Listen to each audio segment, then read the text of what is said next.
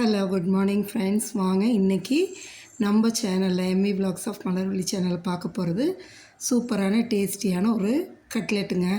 என்ன கட்லெட்டுன்னு பார்த்தீங்கன்னா சக்கரவள்ளி கிழங்கு வச்சு கட்லெட் செஞ்சுருக்கோங்க.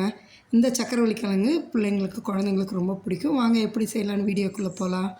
பாருங்கள், ஒரு இட்லி பாத்திரத்தில் சக்கரவள்ளி கிழங்கை நல்லா கழுவிட்டு வேக வச்சுருக்கேங்க. ஆவியில் நல்லா வெந்துடணுங்க. அப்போ தான் அந்தமாரி மேலே தோல் வெடித்து வர்ற மாரி இருக்கும். இந்த அளவு சாஃப்டாக வேக வச்சிங்கன்னா தான் நம்மளுக்கு ஸ்மாஷ் பண்ணி எடுக்க நல்லா வரும். பார்த்திங்களா, இதை இப்போ இந்த சக்கரவள்ளி கிழங்கு ஃபுல்லாக தோல் உரித்து எடுத்துக்கலாங்க. பாருங்கள், நான் ஒரு 2 கிழங்கு பெருசாக எடுத்துக்கிட்டேன். தோல் உரித்து எடுத்து வச்சுருக்கேன்னா இதை இப்போ ஒரு பவுலில் என்ன பண்ணால் போட்டு நல்லா ஸ்மாஷ் பண்ணுங்க. நீங்கள் ஸ்மாஷர் வச்சு கூட ஸ்மாஷ் பண்ணலாம். நான் கையாலே பண்ணிக்கிறேங்க. இதேமாரி நல்லா எல்லா கிழங்கையும் இது பண்ணி ஸ்மாஷ் பண்ணி எடுத்துக்குவோம் இருக்கிறத. இதுக்கு பெரிய வெங்காயம் நல்லா ஒரு வெங்காயம் நறுக்கி வச்சுருக்கேன். கருவேப்பிலை நறுக்கி வச்சுருக்கேன் பொடியாக. ஒரு 2 பச்சை மிளகா பொடியாக நறுக்கி வச்சுருக்கேங்க. இதெல்லாம் நல்லா பொடியாக நறுக்கிக்கிங்க. கொத்தமல்லி தழை இருந்தால் போட்டுக்கலாம். என்கிட்ட கொத்தமல்லி தழை இல்லை, நீங்கள் இருந்தால் போட்டுக்குங்க. ஒரு 3 ஸ்பூன் கார்ன்ஃப்ளவர் மாவு எடுத்து வச்சுருக்கேங்க. 2 ஸ்பூன் கார்ன்ஃப்ளவர் கலக்கி தண்ணியில் கலந்து வச்சுருக்கேன். இது இந்த வெர்மிசெலி சேமியாவும் வெள்ளை ரவாவுங்க, சுஜியும் இந்த உப்புமா செய்கிற ரவாங்க. சரியா?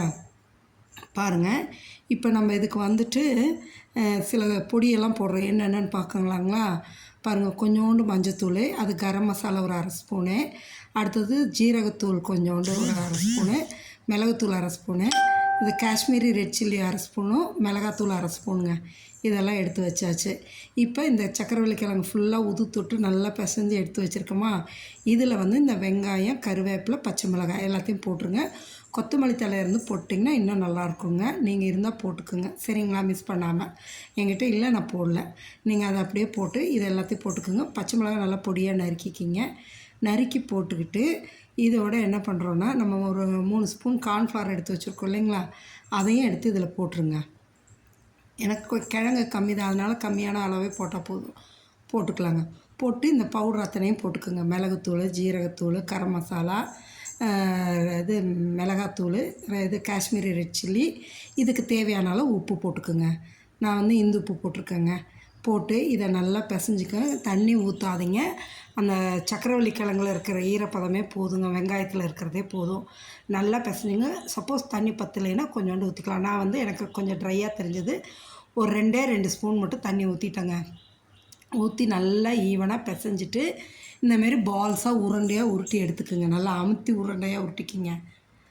உருண்டையாக உருட்டி எடுத்து எல்லாத்தையும் இதேமாரி உருண்டையாக உருட்டிட்டு நம்ம கட்லெட் ஷேப்புக்கு அப்படியே தட்டி ஈவனாக சைடெல்லாம் கரெக்ட் பண்ணி எடுத்து வச்சுக்கலாங்க. ஏன்னா நம்மளுக்கு நான் எடுத்து வச்சுருக்கிறதுக்கு ஒரு 7-8 பீஸ் சின்னதாக வந்ததுங்க. எனக்கு இது போதும், தாராளம். பாருங்களேன், இந்த அளவு அழகாக அப்படியே உருண்டையாக உருட்டி லேசாக தட் பண்ணி இந்த திக்னஸ்க்கு இருக்கணுங்க கட்லெட்டு. இந்த அளவுக்கு ஈவனாக சைடெல்லாம் கரெக்ட் பண்ணி எடுத்து ஒரு பிளேட்டில் வச்சுக்கோங்க.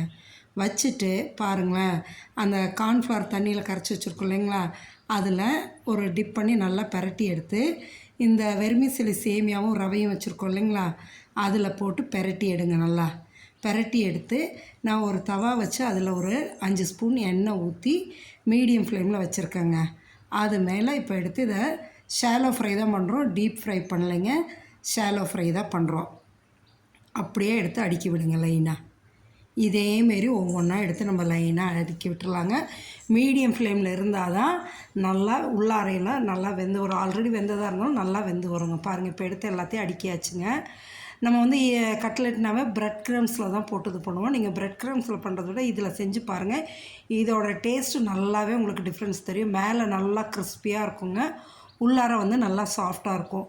மீடியம் ஃப்ளேம்லேயே இப்படியே வேக விட்டுட்டு அப்படியே லைட்டாக ஸ்ப்ளிட் பண்ணி விட்டுருங்க. திருப்பி திருப்பி விடுங்க. எல்லாத்தையும் 2 பக்கமும் திருப்பி விட்டு நல்லா கோல்டன் ப்ரௌன் வரவும் எடுத்துடலாங்க.